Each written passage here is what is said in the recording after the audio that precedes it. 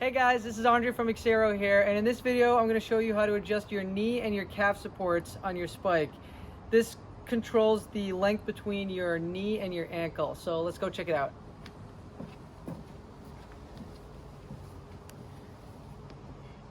Alright, for this adjustment, the only thing you're going to need is your 4mm hex key that you can find in your inventory bag that came along with your spike. So there's primarily two ways to adjust the knee and calf supports on your spike.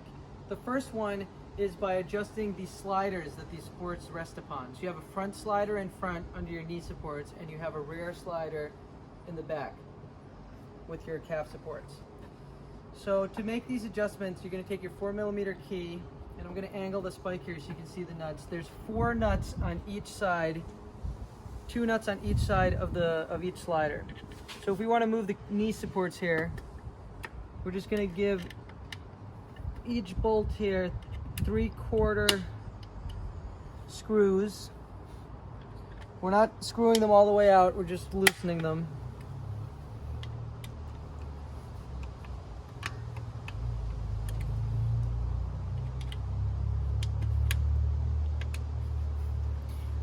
And we're going to do it on the other side as well.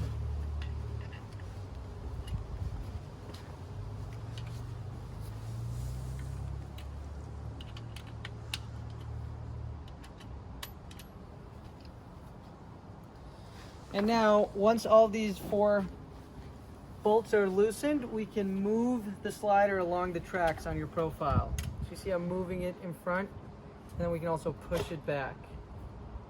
Now keep in mind, this will change the angle of your seat, but as you can tell here, when I move this back, it makes the distance between your knee and your calf smaller. This can also determine where you want your center of gravity to be seated on the spike. So for example, if we bring it all the way to the front here, you can move the calves up and you'll be seated more in front of your spike. So we'll do the same thing for the rear slider here.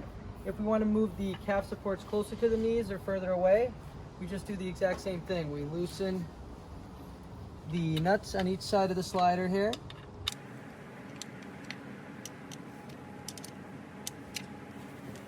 Want to make sure we do this on both sides?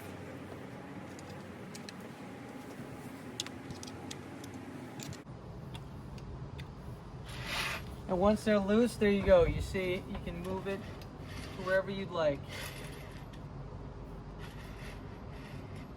And once you found your preferred position, all you do is use your 4mm hex key again, and then you tighten the nuts.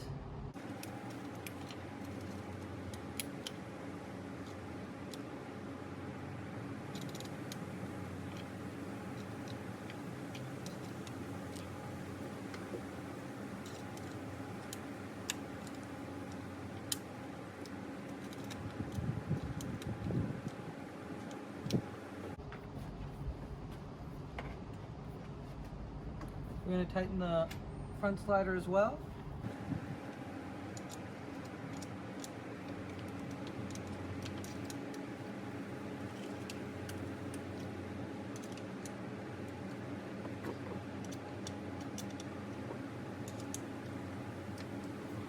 And there you go. Now we've moved both sliders on the tracks to move your calf or knee supports closer to each other or further away. Now there is another way to do this, where we adjust the supports on top or along the sliders. This allows us to independently adjust any one of these 4 supports. And this is very common if you have an uneven length of limbs or an asymmetric length of limbs. So, I'm going to flip spike on the side here to show you how we do this. So let's focus on the top left, front left, sorry, knee support. Now you see we have 3 bolts, and what you're going to want to do is loosen the middle bolt half a turn, and this will now allow you to move the knee support along the slider.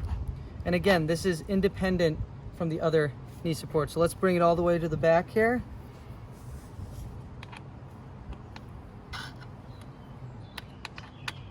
And then we just tighten it back up. And we can do the same thing for the rear back left calf support here. So again, 3 screws, and what we're going to do is want to loosen the one in the middle.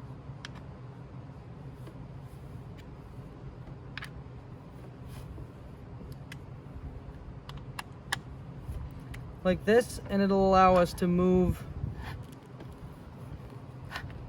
our support. Let's bring it all the way to the back.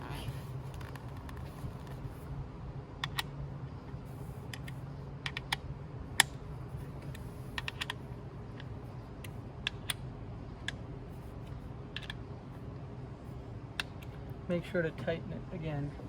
Now, if we flip our spike back in its correct position and you look from the top, you can clearly see that the front left knee support is further away from the front wheels than the front right support. And again, you can do this independently with all the supports to match your body shape and size. All right, guys, that's pretty much it. That's how you adjust your calf and knee supports. Again, there's 2 different ways to do it. You can do it independently of each other, or you can do it along the slider. Let me know if you have any questions, and I'll see you guys in the next video.